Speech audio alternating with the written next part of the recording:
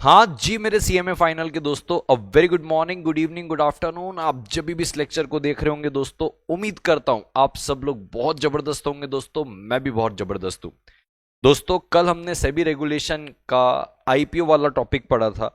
आज हम सेबी रेगुलेशन के इनसाइडर ट्रेडिंग वाले टॉपिक को पढ़ रहे हैं। इससे एग्जाम में काफी सवाल पूछे गए हैं, आगे भी पूछे जाने की संभावना है। बहुत जबरदस्त तरीके से समझाऊंगा दोस्तों। अब तक अगर आपने चैनल सब्सक्राइब नहीं किया दोस्तों तो सब्सक्राइब कर लेना, लाइक कर देना वीडियो में आगे बढ़ने से पहले, और कमेंट में ज़रूर बताना कि आपको ये लेक्चर कैसा लगा। इसके पहले हमने कौन कौन से टॉपिक कर लिए हैं, तो जैसे मैंने बताया आईपीओ हमने कर लिया है, हमने बैंकिंग रेगुलेशन एक्ट कर लिया है। आज मैं आपका इनसाइडर ट्रेडिंग करवा रहा हूं, कल मैं आपको टेक ओवर के संबंध में जो सेबी रेगुलेशन है वो करवा के लूंगा। तो लगातार सीएमए फाइनल के लिए एक्सक्लूसिवली इस चैनल के अंदर कंटेंट आते रहेंगे, जो कि आपके अपकमिंग एग्जामिनेशन के लिए बहुत ज्यादा रेलिवेंट है। लेट स्टार्ट दोस्तों। जैसा कि आप स्क्रीन पे देख रहे हो इनसाइडर ट्रेडिंग, सबसे पहले दोस्तों मैं आपको इनसाइडर ट्रेडिंग एक एग्जांपल से समझाना चाहता हूं। मेरी बात को बिल्कुल ध्यान से सुनिएगा। पहले एक एग्जांपल बताता हूं, फिर इनसाइडर ट्रेडिंग का मतलब बताता हूं, और इनसाइडर ट्रेडिंग करने में आपको क्या पेनल्टी लगती है ये भी बताता हूं। बताना चाहता हूं आपके इंस्टीट्यूट की मॉड्यूल के अंदर ना तो इनसाइडर ट्रेडिंग को डिफाइन किया गया है, ना उसकी पेनल्टी बताई गई है, डायरेक्ट उसके प्रोविजंस को थोप दिया गया है। लेकिन मैं अगर आपको डायरेक्ट पढ़ाऊंगा बिना बेस बनाए तो आपको शायद चीजें समझ में नहीं आएगी, तो बात को बिल्कुल ध्यान से समझना। कहता है देखो, जॉन नाम का एक व्यक्ति है जो एक सीनियर एग्जीक्यूटिव है किसी कंपनी में, यानी कि अच्छी पोस्ट पे है, कंपनी का नाम है XYZ। उसको ये बात पता चलती है कि कंपनी आने वाले वक्त पे बहुत जबरदस्त प्रॉफिट कमाने वाली है, यानी कि जो कमिंग क्वार्टर है उस पे उसकी अर्निंग बहुत जबरदस्त रहने वाली है, यानी कि कंपनी बहुत अच्छा परफॉर्म करेगी। इस पे एक एग्जांपल और हो सकता है कि आप ये समझ सकते हो कि रिलायंस इंडस्ट्रीज लिमिटेड है, हाइपोथेटिकली बोल रहा हूं, सपोज करिए वो किसी स्टील वाली कंपनी को अपने पास मर्ज करने वाली है। ये बड़ी सेंसिटिव इंफॉर्मेशन होती किसी भी कंपनी के लिए, और अगर ये सीनियर एग्जीक्यूटिव जो रिलायंस का, उसको ये बात अगर पता है तो वो क्या करेगा। अभी तक क्योंकि ये इंफॉर्मेशन पब्लिक नहीं है, ये बहुत ज्यादा इंपॉर्टेंट है, मटेरियल है यानी कि इंपॉर्टेंट है, और ये स्टॉक मार्केट को, स्टॉक प्राइस को बहुत इंपैक्ट कर सकती है। तो जॉन क्या करेगा, इस इंफॉर्मेशन को पब्लिक में आने से पहले, इस इंफॉर्मेशन के लिए वो क्या करता है, लार्ज अमाउंट ऑफ कंपनी के स्टॉक खरीद लेता है। लार्ज अमाउंट ऑफ कंपनी के स्टॉक खरीदने का मतलब क्या होता है कि भाई एकदम जबरदस्त तरीके से मोटे शेयर्स खरीद लेगा कि भैया कल को रिलायंस का जब मर्जर होगा किसके साथ, वो स्टील वाली कंपनी के साथ, तो फिर रिलायंस कंपनी के शेयर्स बढ़ेंगे। इसी प्रकार से XYZ कंपनी का उसको पता है कि भैया ये हायर अर्निंग अर्न करने वाली है, तो आज से ही इसके स्टॉक खरीद लो। जब हायर अर्निंग होगी, कंपनी का परफॉर्मेंस रिपोर्ट बाहर आएगा, जब वैल्यू बढ़ेंगे, तो अपन क्या करेंगे, आज सस्ते में शेयर खरीदते हैं, कल जब महंगा होगा शेयर, जो हमको पता ही है महंगा होने वाला है क्योंकि हमारे पास प्राइस सेंसिटिव इंफॉर्मेशन है, ऐसी इंफॉर्मेशन जो पब्लिक के पास नहीं है, तो उस वक्त अपन क्या करेंगे, सेल करेंगे और लंबा चौड़ा प्रॉफिट कमाएंगे। इससे होगा क्या, जॉन को एडवांटेज मिल जाएगा क्योंकि उसको वो प्राइस सेंसिटिव इंफॉर्मेशन सबसे पहले अवेलेबल थी as compare to other investors. इसी को बोला जाता है दोस्तों इनसाइडर ट्रेडिंग। इनसाइडर ट्रेडिंग का मतलब क्या होता है कि भाई कंपनी का कोई कनेक्टेड पर्सन, कंपनी का कोई इनसाइडर, जिसको कंपनी की बहुत ज्यादा इंपॉर्टेंट खबर बाकी पब्लिक से बहुत पहले पता है, और उस इंफॉर्मेशन के दम पे वो आज कंपनी के शेयर्स खरीद लेता है कि जब भविष्य में जब कंपनी के शेयर्स के प्राइस बढ़ेंगे तो मैं अच्छा खासा मोटा प्रॉफिट इस इंफॉर्मेशन के दम पे निकाल लूंगा। तो ये आम जनता के लिए नुकसानदायक बात होती है क्योंकि उनको ये सारी इंफॉर्मेशन नहीं पता थी, और एक कंपनी के इनसाइडर को ये सारी चीजें पता होती है। तो अगर आप अब इसका डेफिनेशन पढ़ेंगे, कहता है इनसाइडर ट्रेडिंग जो सेबी रेगुलेशन में है, कहता है बाय कर रहे हो, सेल कर रहे हो सिक्योरिटीज को, ओके, किस बेसिस पे, इंपॉर्टेंट नॉन पब्लिक इंफॉर्मेशन के दम पे। इंपॉर्टेंट यानी कि क्या, मटेरियल जो कि पब्लिक में अवेलेबल नहीं है, किसके बारे से, सिक्योरिटीज के बारे से। ये इंफॉर्मेशन जनरली पब्लिक को अवेलेबल नहीं है, एंड ये इन्फ्लुएंस करती है market price of the securities once disclose, यानी कि जब एक बार पता चलेगा कि रिलायंस और स्टील वाली कंपनी का मर्जर होने वाला है, जो पता लगेगा भविष्य में, लेकिन मुझे तो आज ही पता है, मैं तो इनसाइडर हूं। तो जैसे ही ये बात बाहर जाएगी कि भाई कंपनी अच्छा परफॉर्म कर रही, कंपनी की अर्निंग अच्छी, स्टॉक का प्राइस बढ़ेगा, बट उसके पहले ही मैंने कम दाम में कंपनी के शेयर्स खरीद के रखे हुए थे, क्योंकि मैं इनसाइडर हूं, मुझे ये बात पता थी। इसको बोलते हैं इनसाइडर ट्रेडिंग, जो कि पब्लिक एट लार्ज के लिए गलत है और एक इनसाइडर के लिए बहुत फायदेमंद चीज हो जाती है, क्योंकि उसको ये सारी चीजें पहले पता है। ये सेबी रेगुलेशन के हिसाब से इलीगल है, अनएथिकल है, और इसके लिए सेबी रेगुलेशन के अंदर हायर पनिशमेंट है, कम से कम 10 लाख रुपए की पनिशमेंट है, पेनाल्टी है, और ज्यादा से ज्यादा कितना जाता है, 20 करोड़ रुपए, या तो 3 times of the amount profit, यानी कि जितना प्रॉफिट आपने कमाया है प्राइस सेंसिटिव इंफॉर्मेशन का इस्तेमाल करके, इनसाइडर इंफॉर्मेशन इस्तेमाल करके जितना पैसा कमाया उसका 3 गुना भी हो सकता है। मिनिमम 10 लाख, मैक्सिमम 2 करोड़, या तो 3 गुना जितना प्रॉफिट आपने मटेरियल प्राइस सेंसिटिव इंफॉर्मेशन से कमाए। अब यहां तक की जितनी बातें मैंने आपको बताई थी ये आपके मॉड्यूल पे नहीं दी है, बट अगर मैं इन चीजों को आपको नहीं बताऊंगा आप आगे की चीजें समझ ही नहीं पाएंगे। अब मैं आगे लेके चलता हूं आपको। कहता है कुछ इंपॉर्टेंट डेफिनेशंस आपको पढ़ना जरूरी है। क्यों पढ़ना जरूरी है मैं आपको बताता हूं। सबसे पहले तो इनसाइडर, आपको एक मोटा मोटा आइडिया लग गया कि भाई इनसाइडर यानी कि जो कंपनी के अंदर है, कंपनी से समहाउ कनेक्टेड है, डायरेक्टर हो सकता है, कंपनी का शेयर होल्डर हो सकता है, कंपनी का एम्प्लॉय हो सकता है, कंपनी का कंपनी सेक्रेटरी हो सकता है, कंपनी का अकाउंटेंट हो सकता है, ये होते हैं इनसाइडर। अब मान लीजिए भाई आप नहीं कर रहे हो, आपने अपनी वाइफ को बता दिया, आपने अपने बेटे को बता दिया, आपने अपने भाई को बता दिया, आपने अपने रिलेटिव में किसी को भी बता दिया, बोले यार देख मैं तो इनसाइडर हूं, मैं अगर अभी से स्टॉक खरीद लूंगा ना तो कल मेरे को सेबी पकड़ के मारेगी, पेनाल्टी अलग लगाएगी, एक काम कर तेरे को बता रहा हूं तू ले ले, जब प्रॉफिट होगा आधा आधा बांट लेंगे। तो आप खुद ना करें क्योंकि आप खुद इनसाइडर हैं, बट आप अपने लोगों से करवा ले, तो भैया वो लोग भी तो आपसे कनेक्टेड हैं, आपके इमीडिएट रिलेटिव हैं। तो कहता है आपको कुछ डेफिनेशन पढ़ना जरूरी है। सबसे पहले तो इनसाइडर का डेफिनेशन पढ़ना जरूरी है। अब यहां पे जहां पे जितनी चीजें अब बता रहा हूं ये आपकी मॉड्यूल पे है। तो इनसाइडर कौन है? कहता है इनसाइडर यानी कि ऐसा व्यक्ति जो कि इधर कनेक्टेड पर्सन है और someone who possesses or has access to unpublished price sensitive information। Unpublished का मतलब क्या है? जो पब्लिक में अवेलेबल नहीं है। प्राइस सेंसिटिव का मतलब क्या है? जैसे ही वो इंफॉर्मेशन पब्लिक में जाएगी, कंपनी के शेयर्स के दाम ऊपर नीचे हो सकते हैं, वो प्राइस सेंसिटिव है। तो नॉट अवेलेबल टू पब्लिक है, प्राइस में उतार चढ़ाव कर सकती है। अब ये इंफॉर्मेशन जिस व्यक्ति के पास है, जो ये इंफॉर्मेशन को पजेस कर रहा है, जैसे कि मैंने बताया जॉन, मैं कहता हूं जॉन मान लीजिए कंपनी का कंपनी सेक्रेटरी है, तो उसके पास तो ये इंफॉर्मेशन है ना। तो समवन हु पजेस, जिसके पास ये इंफॉर्मेशन है, पजेस का मतलब जिसके पास नॉलेज है, चलिए अच्छी बात है। और कहता है हु हैज एक्सेस, मेरे पास है नहीं प्राइस सेंसिटिव इंफॉर्मेशन, बट मैं पता लगा सकता हूं, मैं देख सकता हूं। कैसे? कंपनी का जो अकाउंटेंट है, चार्टर्ड अकाउंटेंट है, वो आपका दोस्त है, आप उसको बोलोगे तो वो तुरंत आपके साथ इस क्वार्टर का, कमिंग क्वार्टर का फाइनेंशियल स्टेटमेंट शेयर कर देगा। तो आपके पास अभी वो फाइनेंशियल इंफॉर्मेशन नहीं है, अभी वो प्राइस सेंसिटिव इंफॉर्मेशन नहीं है, but you have an access. या आपके पास, जो आपके पास पर्सनल कंप्यूटर दिया गया है कंपनी के अंदर, उसका एक्सेस, उसका सर्वर कनेक्शन अकाउंटेंट के भी कंप्यूटर से है, तो आप अपने सिस्टम में बैठे बैठे अकाउंटेंट के सिस्टम पे जाके देख सकते हो, तो भी आप इनसाइडर कहलाओगे। तो कहता है या तो आपके पास वो इंफॉर्मेशन है, चलो आज नहीं है, आप चाहो तो उसको एक्सेस कर सकते हो। तो कहता है ऐसा कोई भी व्यक्ति जो कि या तो कनेक्टेड पर्सन है। अब सवाल आता है सर कनेक्टेड पर्सन कौन है? तो चलो ये भी एक डेफिनेशन मैं आपको पढ़ाऊंगा। फिलहाल के लिए कनेक्टेड पर्सन को हम छोड़ते हैं, हम इतना समझते हैं ऐसा कोई व्यक्ति जिसके पास प्राइस सेंसिटिव इंफॉर्मेशन है अभी, या तो वो एक्सेस कर सकता है प्राइस सेंसिटिव इंफॉर्मेशन को, हम उसको बोलते हैं इनसाइडर। एग्जांपल के लिए एक एम्प्लॉई है कंपनी का जिसके पास एक्सेस है अपकमिंग फाइनेंशियल रिजल्ट का before they are publicly release, is considered as insider. ठीक है सर। अब सर कनेक्टेड पर्सन कौन है ये बता दो। तो ये है दोस्तों कनेक्टेड पर्सन की डेफिनेशन।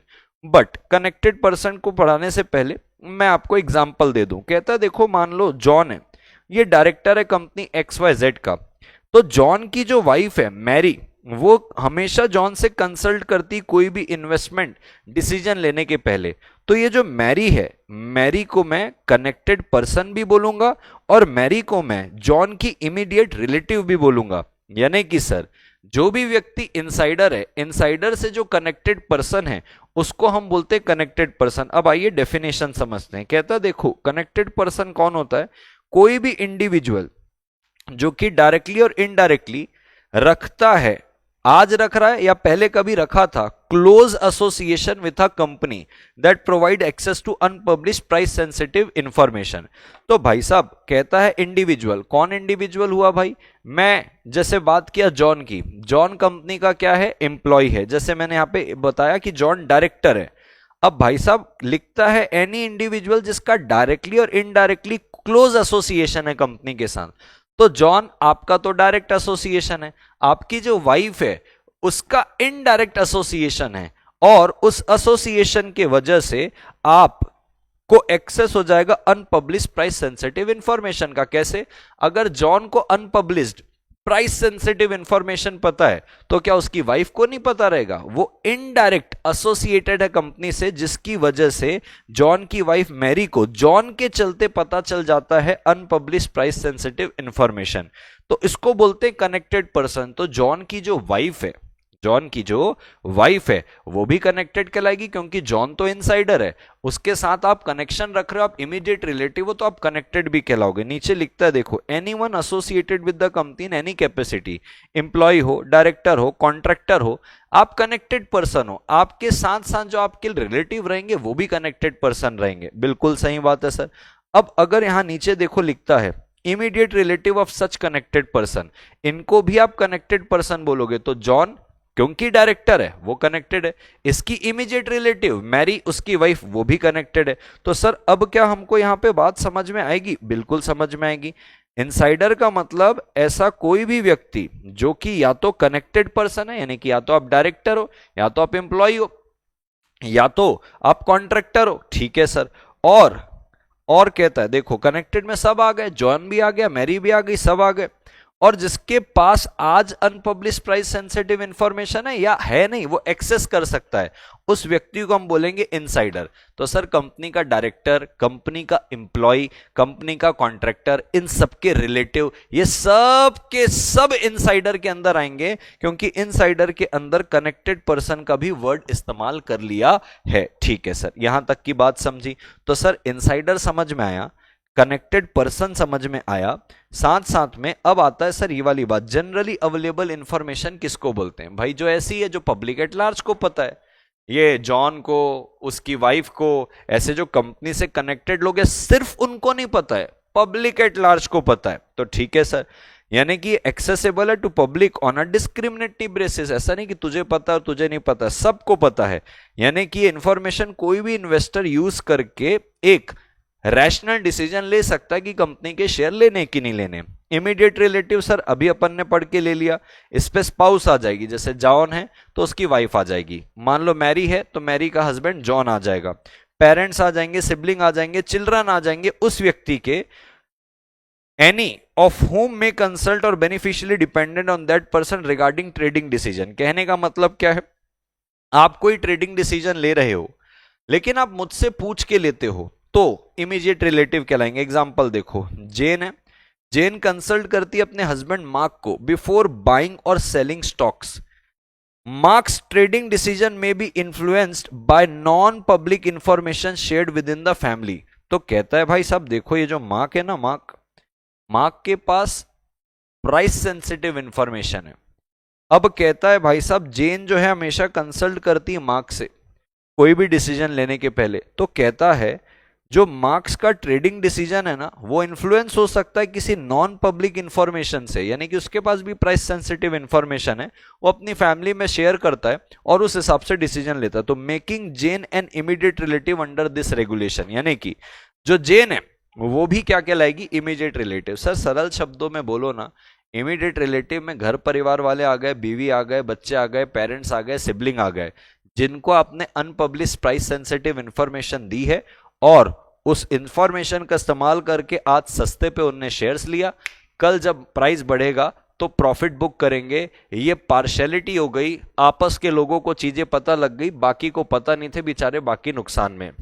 तो पहला तो हो गया कनेक्टेड पर्सन, जो भैया कंपनी से एकदम डायरेक्टली कनेक्टेड है।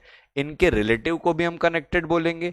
इमीडिएट रिलेटिव कौन होगा ये भी पता चल गया। इनसाइडर भी पता चल गया, कहता है समवन, जो कि समवन लिखा है, और जो या तो समवन या तो कनेक्टेड पर्सन जिसके पास अनपब्लिश्ड प्राइस सेंसिटिव इंफॉर्मेशन आज है या उसका एक्सेस है। ठीक है सर, यहां तक की भी बात समझ में आ गई। अब आता है sir unpublished price sensitive information का मतलब क्या। सीधी सी बात है, जो पब्लिक को अवेलेबल नहीं है और जिससे प्राइस में उतार चढ़ाव आएगा। एग्जाम्पल में कंपनी के फाइनेंशियल रिजल्ट अगर पब्लिक को नहीं पता है तो अनपब्लिश्ड प्राइस सेंसिटिव है। कंपनी डिविडेंड देने वाली है, अगर पब्लिक को नहीं पता है अनपब्लिश्ड प्राइस सेंसिटिव है।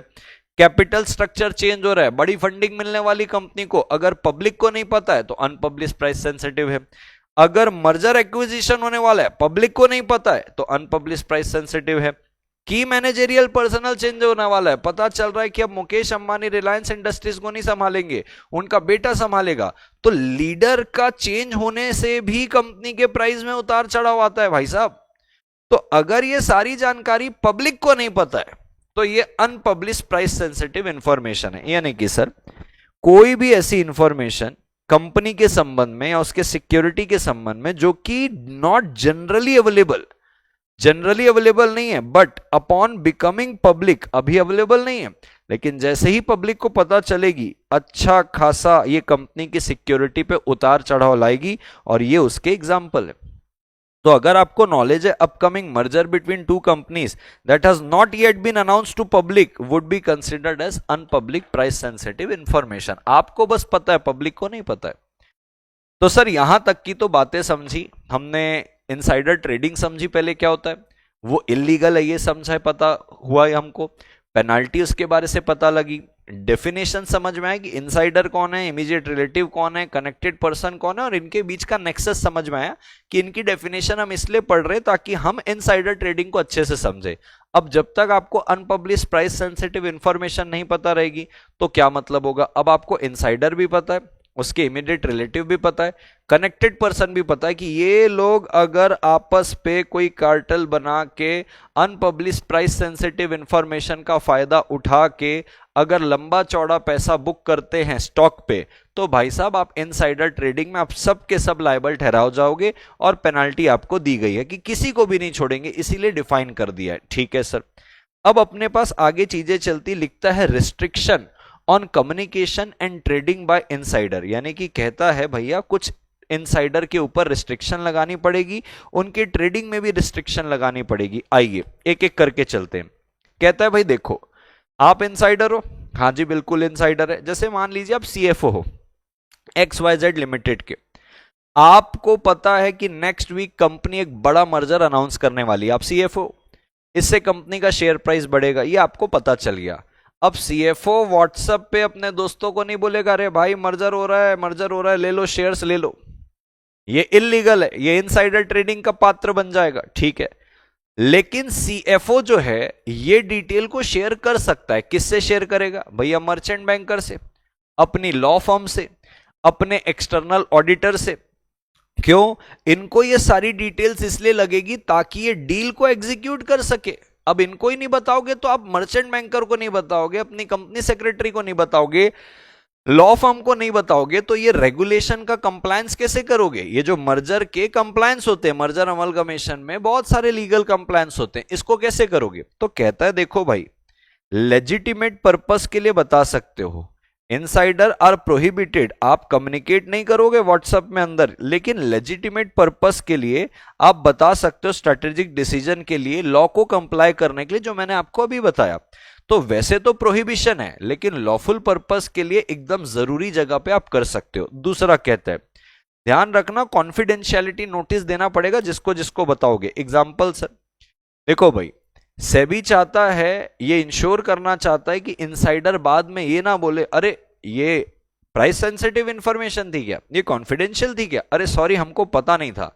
तो एग्जाम्पल के तौर पे मान लीजिए कोई सीनियर मैनेजर अपॉइंट करता है एबीसी लिमिटेड नाम की कंपनी को, तो एबीसी लिमिटेड का जो एचआर रहेगा ना, उसको अपॉइंटमेंट लेटर देगा, किसको भाई साहब, सीनियर मैनेजर को, और साथ साथ में उसको एक देगा code of conduct for insider trading. Company का बना हुआ कोड ऑफ कंडक्ट रहेगा जिसपे ये लिखा रहेगा कि भाई कल को कोई फाइनेंशियल रिजल्ट आपको पता चलता है, कोई मर्जर एक्विजिशन के बारे से इंफॉर्मेशन पता चलती है, क्वार्टर प्रॉफिट पता चलता है, या आपको पता चलता है कि कंपनी की फाइनेंशियल परफॉर्मेंस बहुत अच्छी चल रही जिसकी वजह से कंपनी के शेयर के दाम बढ़ेंगे। All this information falls under the heading of unpublish price sensitive information, जो आप किसी के साथ शेयर नहीं कर सकते। ये पहले ही आपको ज्वाइन करते वक्त बताना है कि बोले कोई एक्विजिशन प्लान होगा, कोई रिजल्ट होंगे, ये सबको आपको कॉन्फिडेंशियल रखना है और आप इस इंफॉर्मेशन के दम पे ट्रेडिंग नहीं करोगे जब तक ये इंफॉर्मेशन पब्लिक को नहीं चले जाती। तो हाँ, वो ऑफिसर बोलेगा यस सर ये मेरे को सारी चीज समझ में आ गई है, मैं ये सारी इंफॉर्मेशन को सीक्रेट रखूंगा और तब तक खुद ट्रेड नहीं करूंगा जब तक ये इंफॉर्मेशन पब्लिक को नहीं चली जाती। तो आपको ये कॉन्फिडेंशियल नोटिस भी हर एम्प्लॉय को, डायरेक्टर को ये देना पड़ेगा। इससे सेबी ये चाहता है कि भाई कल को ये मुंह उठा के कोई ना बोले अच्छा ये कॉन्फिडेंशियल था, हमको पता ही नहीं है।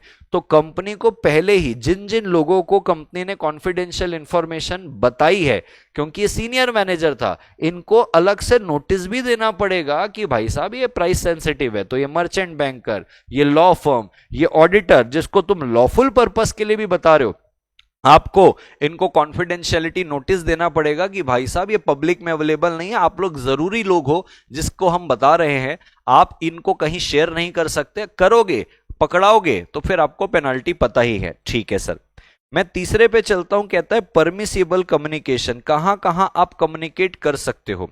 अब देखो भैया, कुछ परिस्थिति ऐसी है जहां पे आपको कम्युनिकेट करना पड़ेगा। सर एग्जांपल बताइए। कंपनी बड़ी डील क्रैक कर रही है, टेक ओवर करवा रही है कंपनी। सो पार्टीज जो कंपनी को टेक ओवर करेगी उसको इनसाइड इंफॉर्मेशन लगेगी कि भाई आपका प्राइस क्या चल रहा है, कैपिटल स्ट्रक्चर क्या चल रहा है। एग्जाम्पल के लिए मैं बोलता हूं, PQR लिमिटेड के प्रमोटर है, वो अपना 40% शेयर, PQR लिमिटेड के प्रमोटर अपनी कंपनी के 40% शेयर को फॉरेन इन्वेस्टर को देना चाह रहे हैं। अब आगे जब मैं आपको पढ़ाऊंगा टेक ओवर कोड, वहां पे लिमिट्स आती है कि अगर इतना टेक ओवर हो रहा है तो मैंडेटरी आपको ओपन ऑफर देना पड़ेगा। आता है मतलब पब्लिक को बताना पड़ेगा मैंडेटरी, जब आप एक लिमिट के ऊपर अगर अपने शेयर्स बेचते हो तो टेक ओवर कोड में आएगा, अगला ही टॉपिक है वो हमारा। तो कहता है फॉरेन इन्वेस्टर आपको बोलेगा कि भाई आपकी कंपनी के इंटरनल प्रोजेक्शन बताओ, आपके ऊपर कोई लिटिगेशन चल रहा है वो बताओ, कंपनी ने कौन कौन से बड़े कॉन्ट्रैक्ट किए हुए ये बताओ। ये सारी इनसाइडर इंफॉर्मेशन है। अब आपको ये शेयर करना पड़ेगा, तब तो वो डिसाइड करेगा फॉरेन इन्वेस्टर कि आपके 40% शेयर लेने हैं कि नहीं लेने हैं करके। तो ये सारी अनपब्लिश प्राइस सेंसिटिव इंफॉर्मेशन जहां पे ओपन ऑफर ट्रिगर हो रहा है, यानी कि टेक ओवर कोड के जो रेगुलेशन है वो बोल रहा है आपको ये सारी चीज बतानी पड़ेगी, आप यहां पे बता सकते हो क्योंकि ये तो लॉ ही बोल रहा है कि आपको ओपन ऑफर करना पड़ेगा। तो देखो कहता है कुछ सर्कमस्टांसेस में जहां पे ओपन ऑफर करना पड़ता है, नेक्स्ट टॉपिक में आपको डेफिनेटली समझेगा। Strict protocol must be followed including making the information publicly available well in advance to ensure fairness and transparency. तो कहता है अगर कंपनी प्लान कर रही merger that would require an open offer, the detail of this transaction must be disclose publicly. तो आप जब investor को ये सारी चीज बताओगे, आप साथ साथ में पब्लिक को भी बताओगे, क्योंकि आपको एनीवेज ओपन ऑफर पब्लिक को भी देना पड़ेगा, क्योंकि जो आप 40% का शेयर्स बेचना चाह रहे हो, लॉ के हिसाब से ये कहता है इतना अमाउंट, इतना बड़ा स्टेक देने के पहले आपको एक ओपन पब्लिक ऑफर करना पड़ेगा। दैट ओपन पब्लिक ऑफर में आपको ये सारी चीज बतानी पड़ेगी। मैं थोड़ा सा आगे बढ़ता हूं।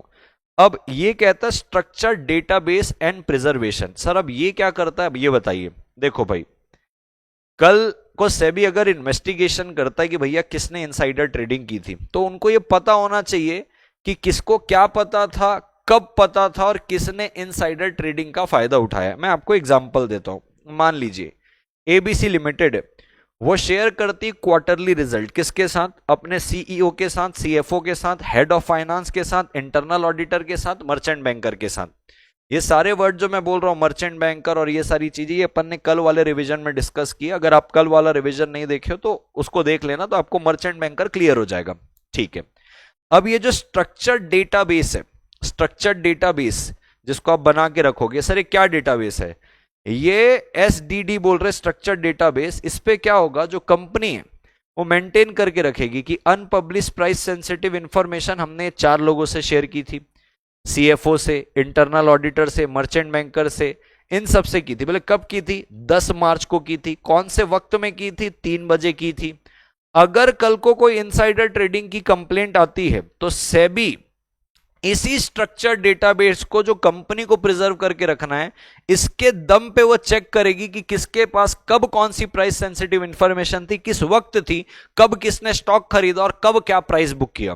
थोड़ा सुनने में अचंभित लगता है कि सर कंपनी अपने ही खिलाफ कोई डेटा मेंटेन कर रही है। जरूरी थोड़ी कि भाई कंपनी अपने खिलाफ कर रही है। कंपनी का कोई इंटरनल इनसाइडर है, वो अनएथिकल काम कर रहा था, उसको पकड़ने के लिए कर रहे हैं। तो सेबी रेगुलेशन के अंदर आपको यह भी बोला है कि भैया कंपनी को मेंटेन करना है structured digital database unpublish price sensitive information का, और आपको ये रिटेन करना है कि आपने किसको दिया था इंफॉर्मेशन, कौन सी डेट को दिया, कब दिया, और ये कम से कम 8 साल तक आपको मेंटेन करना है, ताकि कल को सेबी को कोई इन्वेस्टिगेशन करना हो तो ये डेटा काम आ सके। बहुत बढ़िया सर, यहां तक की भी बात समझी। तो लेजिटिमेट पर्पस आया, परमिसिबल कम्युनिकेशन आया कि जब आप फॉरेन इन्वेस्टर का एग्जांपल लिया था, मैंडेटरी आपको ओपन ऑफर करना है। तीसरा कॉन्फिडेंशियलिटी ऑफ नोटिस आया, एसडीडी आया, स्ट्रक्चर्ड डेटाबेस। फिर आता है ट्रेडिंग रिस्ट्रिक्शन। अब सर ट्रेडिंग रिस्ट्रिक्शन क्या है? तो भाई ये सीधी सी बात है, जो इनसाइडर है वो नहीं ट्रेड करेगा, उसको पहले से पता है। जैसे कि क्या है भाई, अब मान लीजिए एक एग्जांपल है, कंपनी सेक्रेटरी है XYZ लिमिटेड का, उसको पता है कि आने वाले समय में कंपनी टकाटक प्रॉफिट कमाने वाली है। अभी तक रिजल्ट अनपब्लिश नहीं हुआ है, बराबर, रिजल्ट अभी तक अनपब्लिश्ड ही है, यानी कि पब्लिक के पास नहीं आया। अब बोल रहा है ट्रेडिंग रिस्ट्रिक्शन, इनसाइडर प्रोहिबिटेड हो तुम ट्रेडिंग से in securities of the company while in position. अब मुद्दा ये है भाई साहब, अगर कोई इनसाइडर है, कंपनी सेक्रेटरी है, अभी तक कोई रिजल्ट पब्लिश नहीं हुआ है, लेकिन उसको एक अंदाजा लग गया है कंपनी के एक्सटर्नल एनवायरनमेंट को देखते हुए, कंपनी की सेल को देखते हुए, कंपनी के प्रोडक्ट्स का क्या रिव्यू है मार्केट के कस्टमर्स में। तो कंपनी सेक्रेटरी को पता चल गया भाई साहब कंपनी अच्छा कर रही है, लेकिन कंपनी सेक्रेटरी को कोई नंबर्स नहीं मिले, कोई भी प्राइस सेंसिटिव इंफॉर्मेशन नहीं मिली है। लेकिन भाई है तो तू इनसाइडर, तो आज अगर ट्रेड कर लेगा अपने अंदाज से भी, तो पता तो यही लगेगा कि भाई साहब तेरे पास प्राइस सेंसिटिव इंफॉर्मेशन थी। तो कहता है इस स्थिति में क्या करें? तो सेबी बोलता है चलो हम तुमको एक चांस देते हैं, तुम्हारे कोई पास कोई प्राइस सेंसिटिव इंफॉर्मेशन नहीं, बट आप इनसाइडर हो, फिर भी आप ट्रेड करना चाह रहे हो, तो आइए हम आपको एक रास्ता बताते हैं। एक ट्रेडिंग प्लान करके कंसेप्ट है। ट्रेडिंग प्लान का कंसेप्ट क्या होता है? आप पहले से ही कंपनी में कौन कौन सी डेट पे कब कब कितने कितने शेयर्स लोगे, ये एक ट्रेडिंग प्लान बना लो, कंपनी के कंप्लायंस ऑफिसर को दे दो। कंपनी का कंप्लायंस ऑफिसर उसको पढ़ेगा कि आपने पहले से ही ये डेट डिसाइड करके रखी थी, जब आपके पास कोई भी प्राइस सेंसिटिव इंफॉर्मेशन नहीं थी, कि इस दिन आप इतनी इतनी सिक्योरिटी इतने इतने दाम पे खरीदने वाले हो। कंप्लायंस ऑफिसर इसको अप्रूव करके स्टॉक एक्सचेंज पे अपलोड करेगा, यानी कि सारे रिकॉग्नाइज स्टॉक एक्सचेंज में जहां पे आपकी सिक्योरिटी लिस्टेड है, जनहित में जारी हो जाएगा कि हाँ भाई साहब ये कंपनी का इनसाइडर है, ये इस डेट को इतने इतने अमाउंट की इतनी इतनी सिक्योरिटी लेना चाहता है। इस प्लान के हिसाब से आप ले लो, कोई दिक्कत वाली बात नहीं है। क्योंकि भाई ऐसा होगा तो फिर तो इनसाइडर कभी ले ही नहीं पाएगा सिक्योरिटी की, भाई तुम इनसाइडर हो, इनसाइडर ट्रेडिंग करोगे। तो कहता है मान लीजिए कंपनी सेक्रेटरी है, उसको पता है रिजल्ट अच्छे आने वाले, बट उसको कोई प्राइस सेंसिटिव इंफॉर्मेशन नहीं पता है, वो 5,000 शेयर खरीदने वाला है। अब लगेगा भैया तो इनसाइडर ट्रेडिंग कर रहा है, तो वो क्या करेगा, पहले प्री अप्रूव्ड ट्रेडिंग प्लान बहुत मंथ पहले दे देगा, किसको? कंप्लायंस ऑफिसर को। ठीक है, उसको कोई चेंज नहीं कर पाएगा वो प्लान को, फिर वो प्लान में उस हिसाब से उसको लेना पड़ेगा। ऐसा नहीं कि अब मेरा मन बदल गया है, प्राइस गिर गया, हाँ, he is not allowed to change the plan, फिर आपको लेना ही पड़ेगा। तो कहता है इस परिस्थिति के अंदर जहां पे प्री अप्रूव्ड प्लान है, मान लो कोई कोर्ट का ऑर्डर आया, कोई केस चल रहा था उसका, कोर्ट ने बोला भैया फलाना पेमेंट आपको करना पड़ेगा, पैसे की जरूरत थी, तो कोर्ट के ऑर्डर को दिखाते हुए कि भैया कोर्ट का ऑर्डर आया, मेरे को पैसे की जरूरत है, मैं इसलिए बेच रहा हूं, तो आप प्रूफ कर दो कि आपके पास अनपब्लिश प्राइस सेंसिटिव इंफॉर्मेशन नहीं थी, आपने अपनी बुद्धि चलाते हुए जरूरत के हिसाब से चीजों को बेचा है। तो कहता है देखो ये प्रिवेंट करता है इनसाइडर को from unfairly benefiting from material non public information. अगर कोई इनसाइडर ट्रेड करना चाहता है while in possession of unpublished price sensitive they must prove their innocence based on certain defenses कि भैया मेरे को कोर्ट का ऑर्डर आया था, मैं केस आ रहा था, मुझे पेमेंट करना था, तो आप या तो प्री प्लान ट्रेड कर लो और लैक ऑफ कनेक्शन दिखाओ between the trade and unpublished price sensitive information. तो अगर आप प्रूफ कर देते हो कि भैया मेरा तो प्री अप्रूव प्लान था, कंप्लायंस ऑफिसर से पूछ लो, मैंने तो स्टॉक एक्सचेंज को भी ये सबमिट किया था, या तो मेरा कोई रिलेशन ही नहीं है, मेरे को बस आइडिया लग गया था जैसे एक आम पब्लिक को लगता है इसलिए मैं लिया था, आप प्रूफ कर दोगे आप बच जाओगे। ठीक है सर। अब आता है sir burden of proof. Burden of proof दो तरीके से, कनेक्टेड पर्सन अगर कोई शेयर्स ले रहा है तो उसको प्रूफ करना पड़ेगा कि आपके पास नहीं था, या कोई कनेक्टेड के अलावा कोई ले रहा है तो प्रूफ करना पड़ेगा। क्या प्रूफ है मैं आपको बताता हूं। देखो, जो कनेक्टेड पर्सन है भाई उसको तो रेगुलर एक्सेस है कंपनी के इंटरनल इंफॉर्मेशन का, उसके लिए बहुत इजी है, इजी है और फेयर है सेबी के लिए कि भाई ये प्रिज्यूम कर लो कि तुमने इनसाइडर ट्रेडिंग की है। आउटसाइडर जो रहेगा उसके लिए सेबी प्रिज्यूम नहीं कर सकती, उसके लिए सेबी को प्रूफ करना पड़ेगा कि भैया ये अनपब्लिश प्राइस सेंसिटिव इंफॉर्मेशन का इस्तेमाल करके ये प्रॉफिट बुक किया। एग्जांपल लेते दोनों का एक एक। जैसे मान लीजिए मिस्टर ए है, वो सीएफओ है कंपनी का, कनेक्टेड पर्सन हो गया, वो ट्रेड करता है शेयर्स में just before a major bad news. एक मेजर बैड न्यूज अनाउंस होने वाली तो उसके पहले अपने शेयर्स बेच दिया क्योंकि बैड न्यूज से प्राइस गिरेगा। सेबी प्रिज्यूम करके चलेगी भैया तुमने ये जानबूझ के बेचा है, तुम्हारे को पहले से ही पता था। अब मिस्टर ए को ये दिखाना पड़ेगा कि भाई ये प्रोजेक्ट के बारे से तो मुझे पता ही नहीं था, जिसमें नुकसान हुआ है पूछ लो, मैं उस प्रोजेक्ट का पार्ट ही नहीं था, ये डायरेक्टर गवाह है, मेरे को दूर दूर तक मेरे हाथ में वो प्रोजेक्ट है ही नहीं, मेरे को आइडिया ही नहीं है, मेरे को तो कोई ईमेल ही नहीं आया। उसको ये प्रूफ करना पड़ेगा क्योंकि सेबी प्रिज्यूम करके चलेगी कि भैया तुमने तो इसी की वजह से किया। लेकिन जो अदर पर्सन है जो कनेक्टेड नहीं है उसके लिए बोलता है ये सेबी को प्रूफ करना पड़ेगा कि तेरे पास कोई इंफॉर्मेशन आई थी उसके दम पे तूने किया है। तो सर अगर कोई कनेक्टेड नहीं है तो सेबी प्रूफ करेगी, कोई कनेक्टेड है तो वो कनेक्टेड पर्सन को प्रूफ करना पड़ेगा कि ये इनसाइडर ट्रेडिंग नहीं है। यही सारी बात बर्डन ऑफ प्रूफ पे लिखी हुई है एंड दैट्स ऑल। ये सारी की सारी चीजें यहां पे खत्म होती है रिस्ट्रिक्शन में। तो लेजिटिमेट पर्पस के लिए आप बता सकते हो, कॉन्फिडेंशियल नोटिस आपको देना पड़ेगा, स्ट्रक्चर्ड डेटाबेस मेंटेन करना पड़ेगा इन्वेस्टिगेशन के लिए। अगर आप कनेक्टेड पर्सन हो, प्री अप्रूव्ड प्लान या बिना कनेक्शन दिखाए कि आपको नहीं पता था आप कर सकते हो। बर्डन ऑफ प्रूफ किस पे होगा, ये अपन ने सारी चीजें पढ़ ली।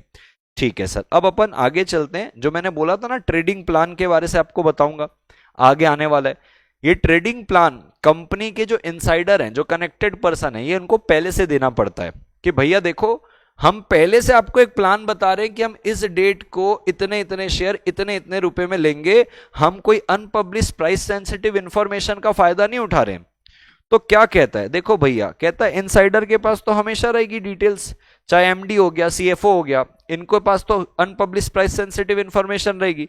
लेकिन हम अगर इसको कंप्लीटली बैन कर दे कि भाई आप इनसाइडर हो, आपके पास यूपीएसआई का एक्सेस है, नहीं कर सकते आप, तो ये तो गलत हो जाएगा, अनफेयर होगा। तो आप पब्लिक के साथ फेयर करने के लिए इनके साथ अनफेयर तो नहीं कर सकते।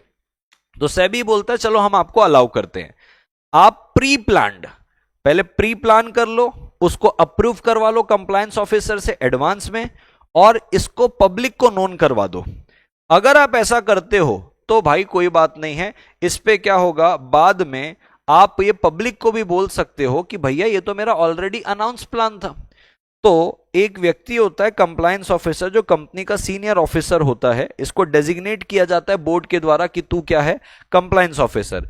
इस व्यक्ति को एमडी हो गया सीएफओ हो गया, ये ऑलरेडी एक प्री प्लान दे देंगे कि कंपनी के इतने इतने शेयर इतने इतने अमाउंट में इस डेट पे लेंगे, वो अप्रूव करेगा। अप्रूव करने के बाद पब्लिक को नोन करवाएगा, फिर आप इस पे ट्रेडिंग कर सकते हो। लेकिन इस पे और एक कैच है, कहता है देखो भाई साहब ये ट्रेडिंग प्लान अप्रूव हो गया, इसके बाद 6 महीने का कूलिंग पीरियड रहेगा। क्या मतलब, अरे सर लॉजिक बड़ा क्लियर है। आप इमेजिन करो एक इनसाइडर है, उसको सीक्रेटली पता चल गया कि क्या अच्छा और क्या बुरी न्यूज है, वो आज आपको प्लान देगा और कल से ट्रेड कर लेगा कि लो भैया मैंने तो प्लान बताया था। तो जब आपका प्लान अप्रूव होगा, अप्रूव होके पब्लिक के पास जाएगा, वहां से 6 महीने तक आप कोई ट्रेड नहीं करोगे क्योंकि 6 महीने में तो सब उल्टा सीधा हो जाएगा। तो ऐसा नहीं भैया आज प्लान बताया और कल कर लिए, तो भैया प्लान बनाने के बाद 6 महीने का आपका क्या रहेगा, कूलिंग पीरियड रहेगा। ठीक है सर, प्लान पे आप किसी प्रकार का कोई चेंज नहीं कर सकते, पब्लिक को ये बात पता रहेगी, उसके बाद ही आप ट्रेड करेंगे। तो देखो यहां पे यही सारी बात लिखी हुई है, पहले फॉर्मुलेट करना, प्रेजेंट करना कंप्लायंस ऑफिसर को, उससे अप्रूवल कराना, फिर पब्लिक डिस्क्लोजर होगा। उसके बाद भी लिखता है such trading plan shall not entail commencement of trading on behalf of insider earlier than 6 month from public disclosure which can not be deviated. आप कोई चेंज भी नहीं कर सकते। और कहता है जैसे ही अप्रूवल आया ट्रेडिंग प्लान का, कंप्लायंस ऑफिसर नोटिफाई करेगा स्टॉक एक्सचेंज को, जहां पे सिक्योरिटी लिस्टेड है, वो पब्लिक को नोन हो जाएगा। तो आप ऐसे कर सकते हो। ठीक है सर, अब आता है दोस्तों disclosure of trading plan. Sir क्या है disclosure of trading by insider, ये क्या है? आइए मैं आपको बताता हूं।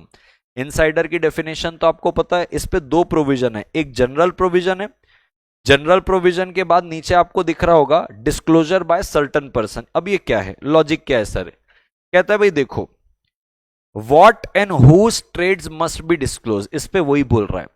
तो लॉजिक क्या कहता है? कहता है अगर मान लीजिए सिर्फ ऑनलाइन ये इनसाइडर जो है, अगर इसके डीमैट अकाउंट को अपने को मॉनिटर करना है कि भैया तू इनसाइडर है, तेरे डीमैट अकाउंट को मॉनिटर करेंगे कि भैया तूने अगर कोई शेयर्स लिए हैं तो यूपीएसआई के दम पे तो नहीं लिए, तो वो तो ये मिसयूज कर लेगा, बोले चलो मेरा ही देख रहे हैं, कोई बात नहीं, वाइफ के अकाउंट से अपन कर लेते हैं trade, unpublish price sensitive information के दम में, पेरेंट के अकाउंट पे कर लेते हैं, फ्रेंड्स के अकाउंट में कर लेते हैं। तो सेबी बोलता है भाई देखो, अगर आपके घर परिवार वाले, आपकी वाइफ, आपके मां बाप, आपके बच्चे जो भी ट्रेडिंग डिसीजन ले रहे हैं वो आपसे पूछ के ले रहे हैं, क्योंकि आप उनके घर के मुखिया हो।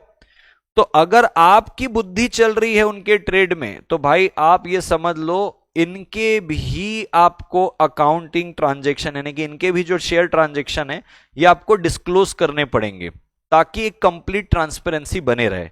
एग्जाम्पल पे, एक डायरेक्टर है, ए नाम का एक डायरेक्टर है XYZ लिमिटेड का, इसके पास डीमैट अकाउंट है सर, इसकी वाइफ के पास भी डीमैट अकाउंट है। मिस्टर ए अपनी वाइफ को बोलता है कि भाई या खरीद ले या बेच ले कंपनी के शेयर, तो यहां पे ट्रेडिंग डिसीजन ए ही ले रहा है। तो भाई साहब यहां पे समझ लेना, इसके वाइफ का, इसके पापा का और इसके खुद का, क्योंकि ये कंपनी में इनसाइडर है, इसके वाइफ और इसके पापा अगर कंपनी में कोई भी डीलिंग करते हैं, ये सारे के सारे ट्रांजैक्शन जो है मॉनिटर होने चाहिए, ताकि हमको पता चल सके कि भैया आप अपने थ्रू तो नहीं कर रहे हो, यानी कि खुद नहीं कर रहे हो, लेकिन अपने कनेक्टेड पर्सन और इमीडिएट रिलेटिव के थ्रू तो नहीं कर रहे हो, तो ये भी आपको डिस्क्लोज करना पड़ेगा। तो कहता है भाई साहब disclosure by trading by insider. तो कहता है इनसाइडर चाहे वो केएमपी हो, डायरेक्टर हो, उनके रिलेटिव हो, सबको डिस्क्लोज करना है ये बात।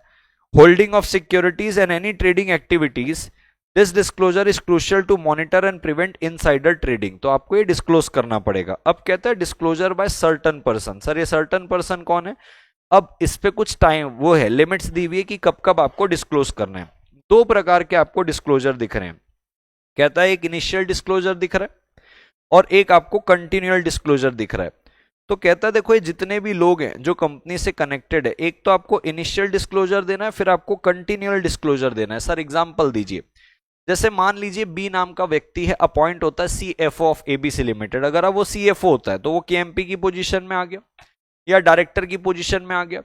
तो कहता है जिस डेट को ये अपॉइंट हुआ है, सपोज करते 1 अप्रैल को, तो 1 अप्रैल को अगर वो ऑलरेडी कंपनी के 5000 शेयर्स रखा हुआ था और इसका हस्बैंड जो है, मैं कहता हूं ये मिस्टर बी नहीं है, ये मिसेस बी है, मिसेस बी का हस्बैंड भी 2000 शेयर कंपनी में ऑलरेडी रखा हुआ है। रेगुलेशन के हिसाब से आप सीएफओ और आपका जो स्पाउस है उसका भी आपको डिस्क्लोजर देना पड़ेगा। क्यों? ये इनिशियल डिस्क्लोजर है कि आप कंपनी में केएमपी बन रहे हो, सीईओ, सीएफओ या डायरेक्टर बन रहे हो कंपनी के, तो इनिशियली बताना है आप और आपके घर परिवार वाले कितना ऑलरेडी होल्ड करके रखे हुए हैं। ठीक है सर। फिर कंटिन्यूअल डिस्क्लोजर का मतलब क्या है सर? कंटिन्यूअल डिस्क्लोजर कब होता है समझना, इस पे दो बातें आएगी। कहता है देखो, मान लीजिए इस पे एक लिमिट है 10 लाख रुपए की, एग्जांपल लेते हैं समझ में आएगा।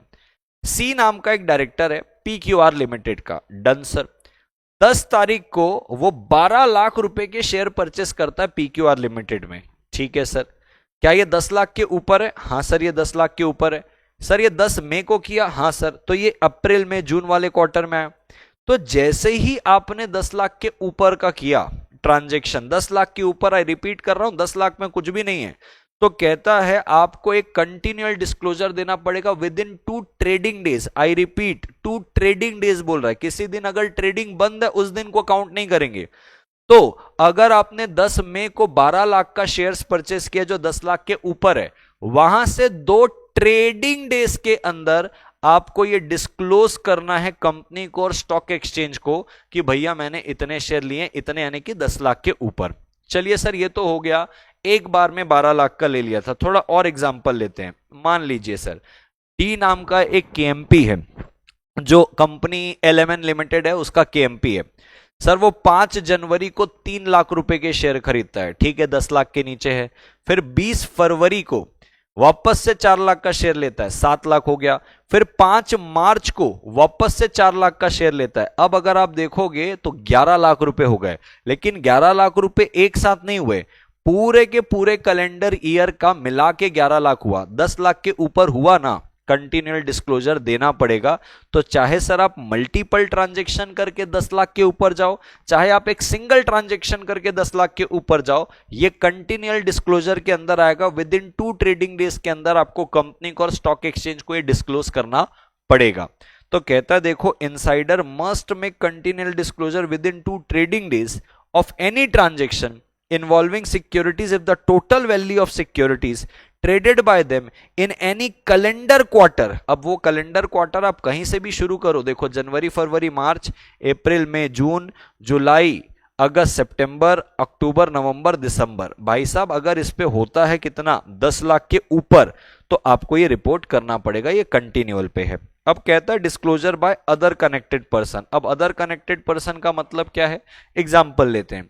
भाई एबीसी लिमिटेड है, हाँ सर है, रेगुलरली इंगेज कर रही है एक मर्चेंट बैंकर से जिसका नाम है एमएनओ कैपिटल। ये मर्चेंट बैंकर आपके लॉ के कंप्लायंस के लिए रहते हैं। फंड रेस करना है तो मर्चेंट बैंकर को पता रहता है, एडवाइस करते रहते हैं। मर्जर अमलगमेशन करना है तो मर्चेंट बैंकर एडवाइस करते रहता है।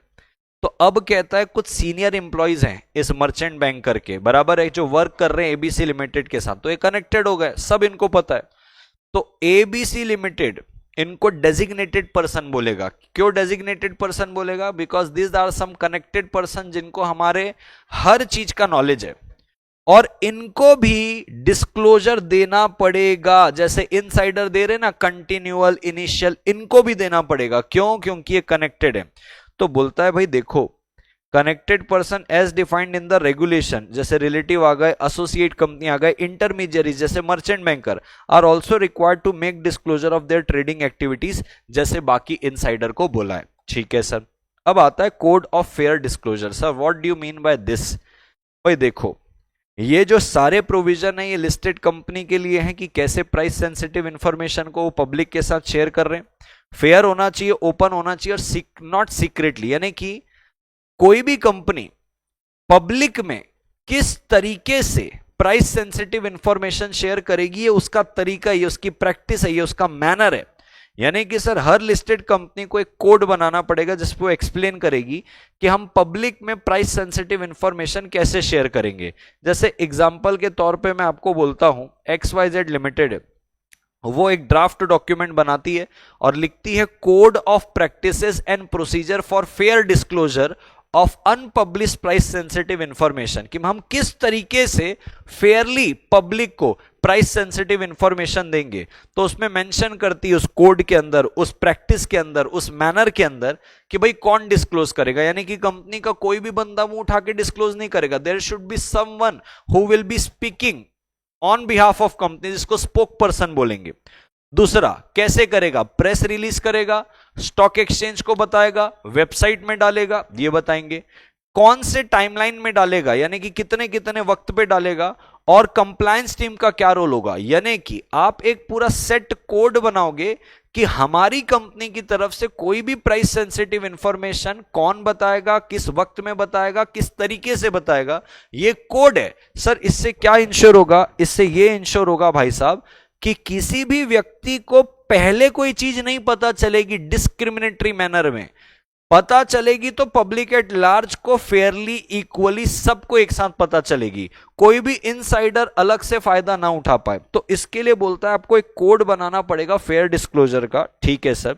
अब कहता है इस पे क्या होगा, कहता है prompt public disclosure, selective leak नहीं होने वाला भाई साहब कि ये एक सेलेक्टिव लोगों को बता दिए। एग्जांपल, एबीसी लिमिटेड ने एक बड़ा कॉन्ट्रैक्ट साइन किया जिससे एबीसी लिमिटेड का रेवेन्यू डबल हो जाएगा। अब मंडे इवनिंग को बोर्ड को फाइनल साइंड डॉक्यूमेंट मिल गए हैं, इंफॉर्मेशन कॉन्क्रीट है, जबरदस्त है। अब एबीसी लिमिटेड एक इंटीमेशन भेजेगी स्टॉक एक्सचेंज को, अपनी वेबसाइट में डालेगी, प्रेस रिलीज करेगी। सर ये कैसे, ये जो भी उनके कोड में लिखा होगा उस हिसाब से चीजें करेंगे।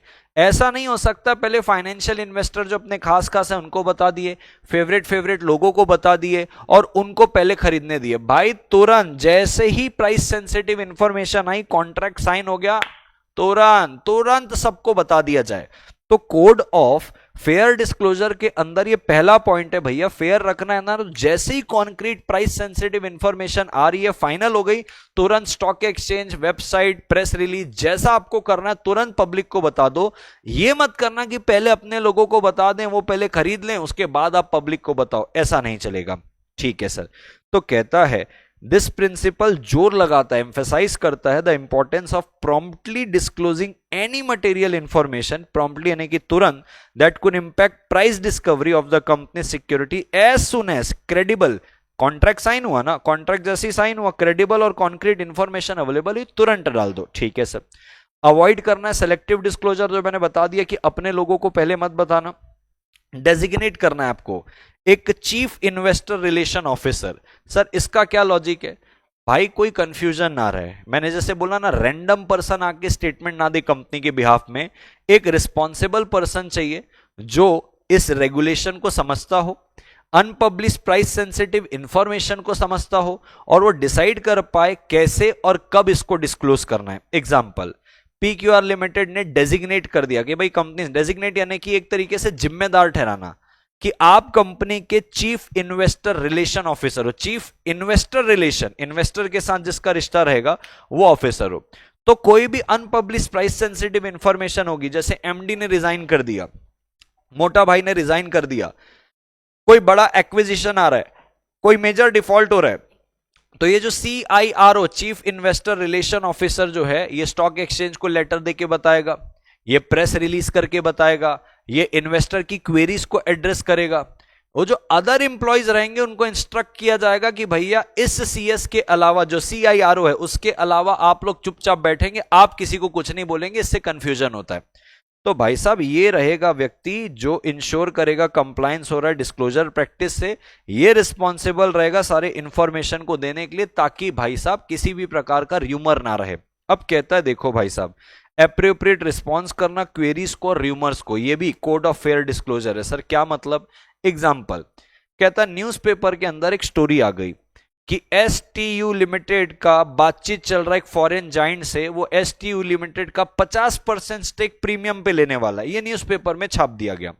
अब स्टॉक एक्सचेंज बोल रहा है STU को कि कंफर्म करो भाई ये बात है क्या।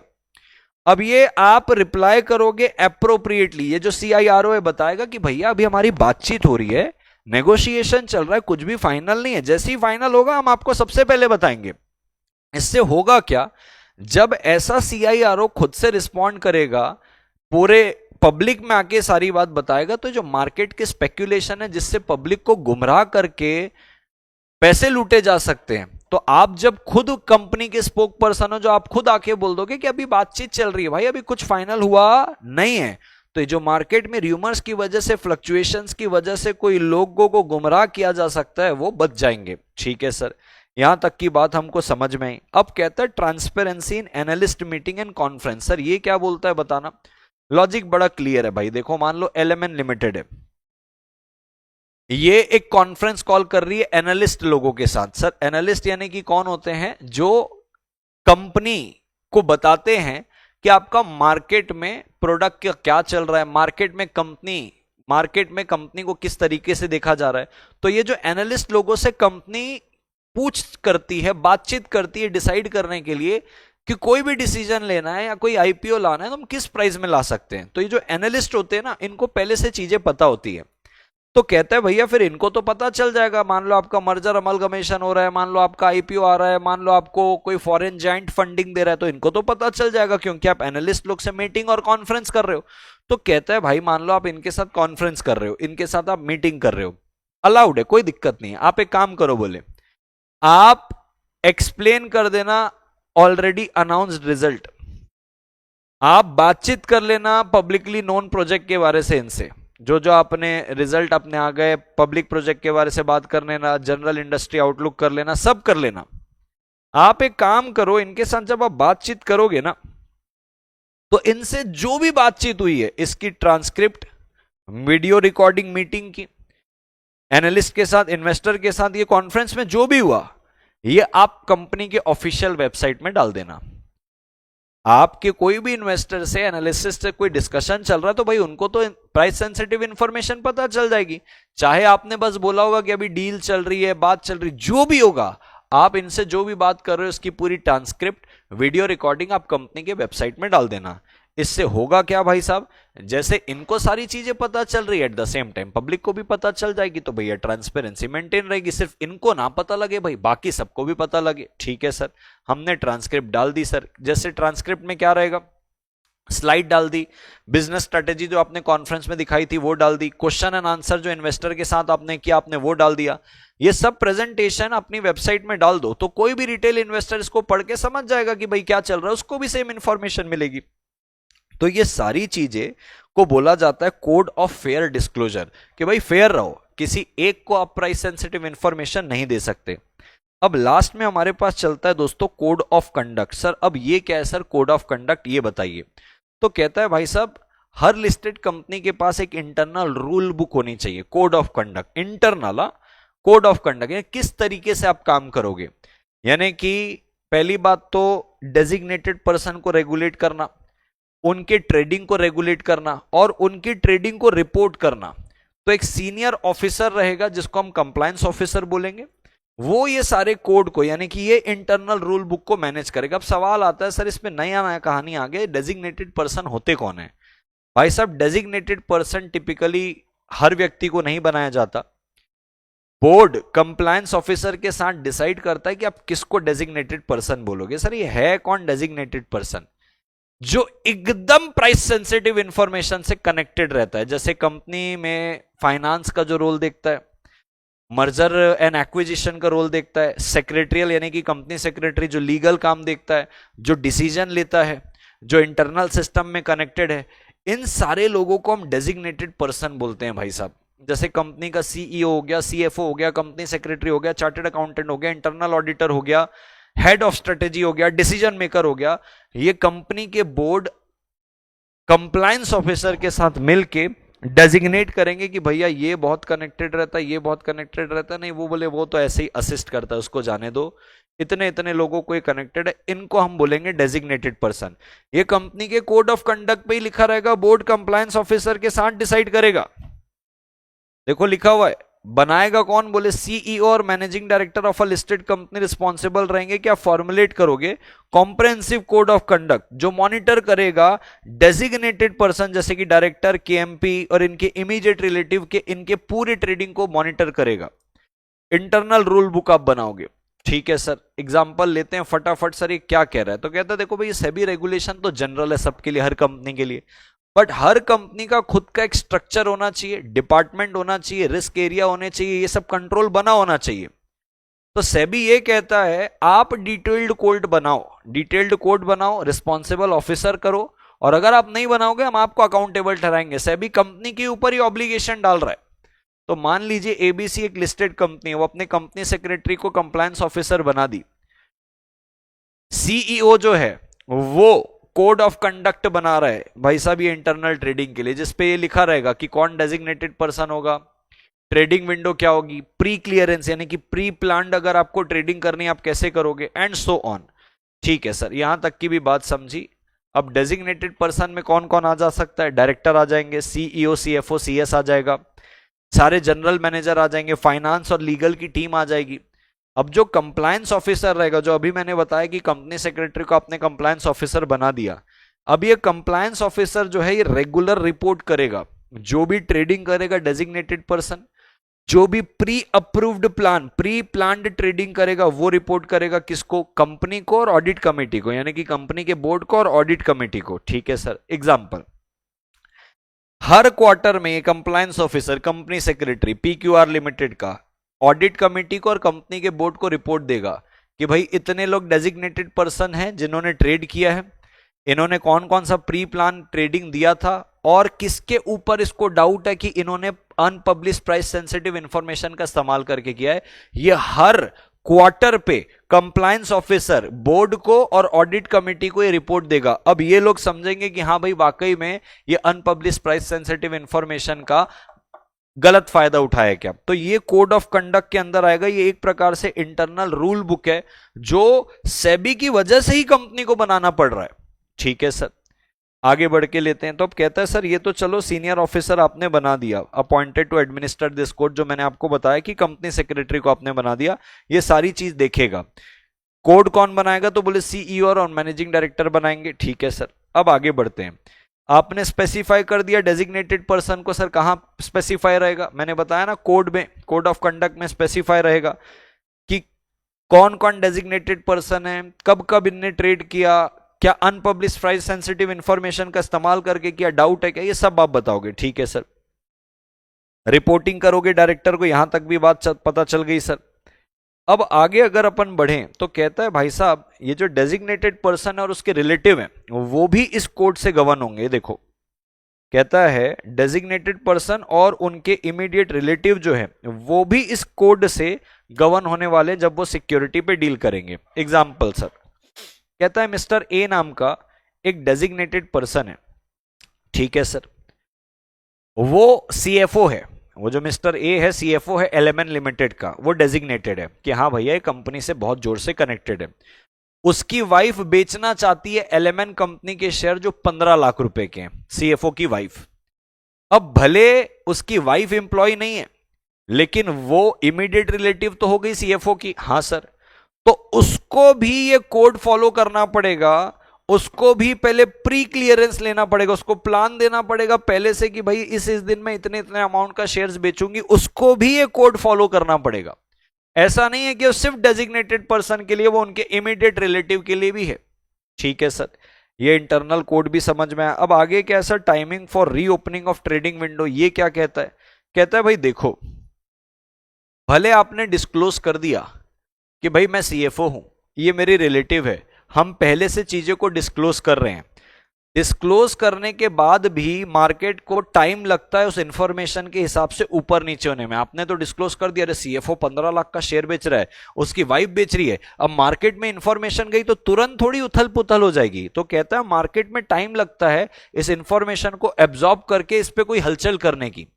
तो कहता है भाई आपने डिस्क्लोज कर दिया, उसके बावजूद भी हम आपको 48 आवर्स तक कोई ट्रेड करने नहीं देंगे। भले आपने पहले से डिस्क्लोज किया कि हम बेचने वाले हैं, 48 आवर्स तक हम कुछ भी नहीं करने वाले, आपको कुछ नहीं देने वाले।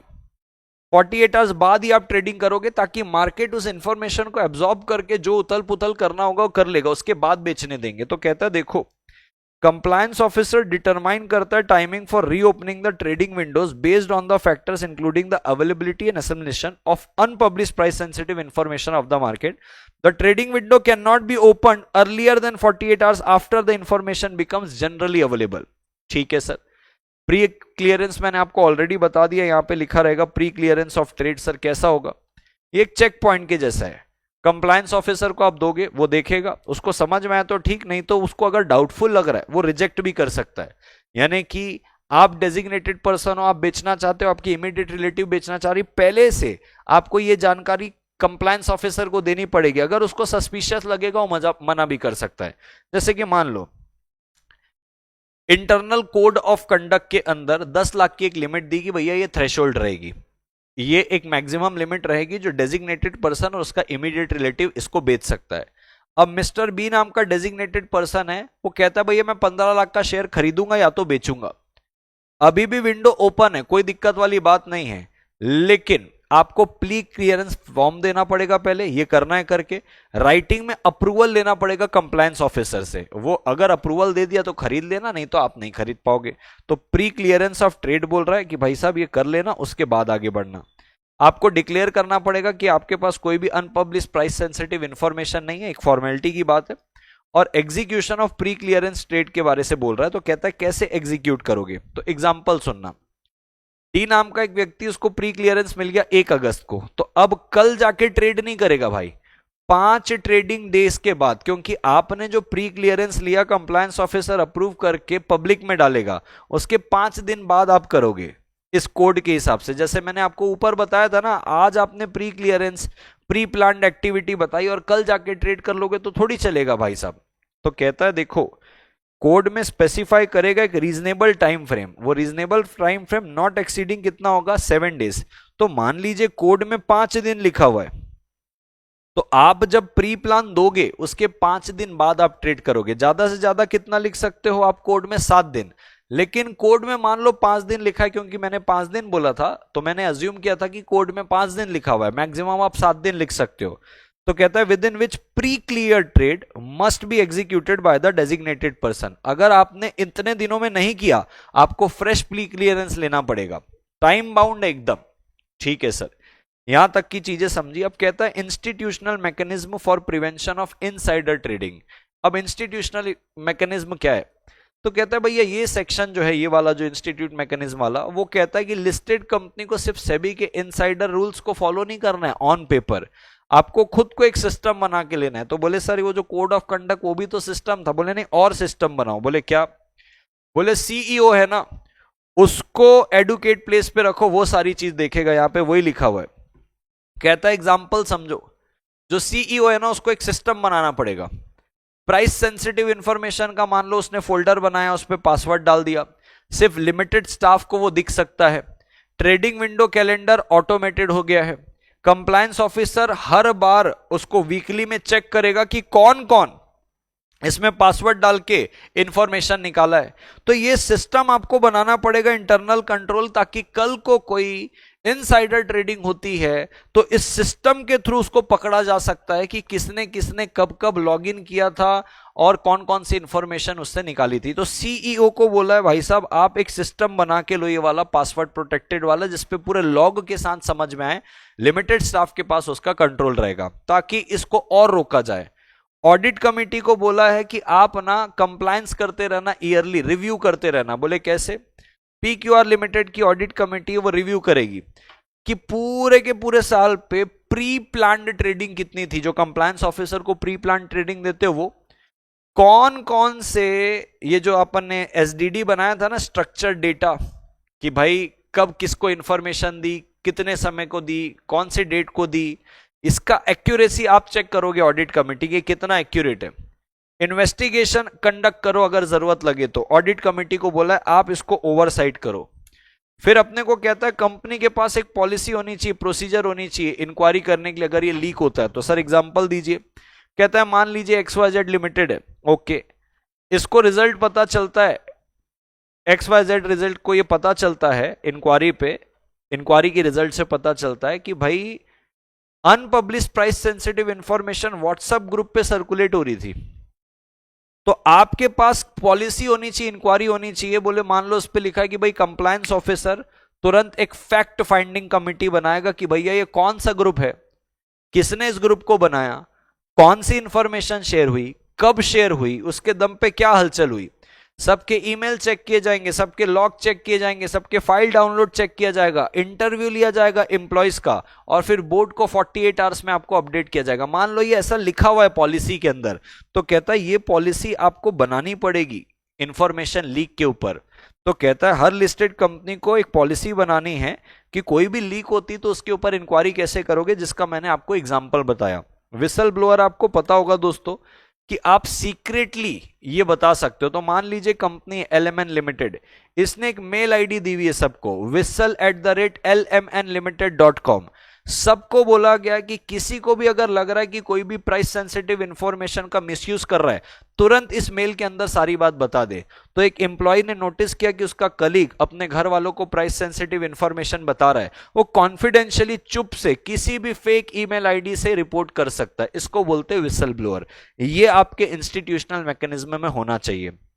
फिर कहता है ये जो इंटरमीडियरीज होते हैं ना, कौन होते हैं सर इंटरमीडियरीज? जैसे मान लीजिए एक कंपनी है, उसको डाउट आ रहा है कि इसने एक्विजिशन प्लान बताया था एक मर्चेंट बैंकर को कि भैया हमारा एक एक्विजिशन होने वाला है। वो मर्चेंट बैंकर में से किसी टीम ने, मर्चेंट बैंकर की जो टीम है उसमें से किसी ने लीक किया है।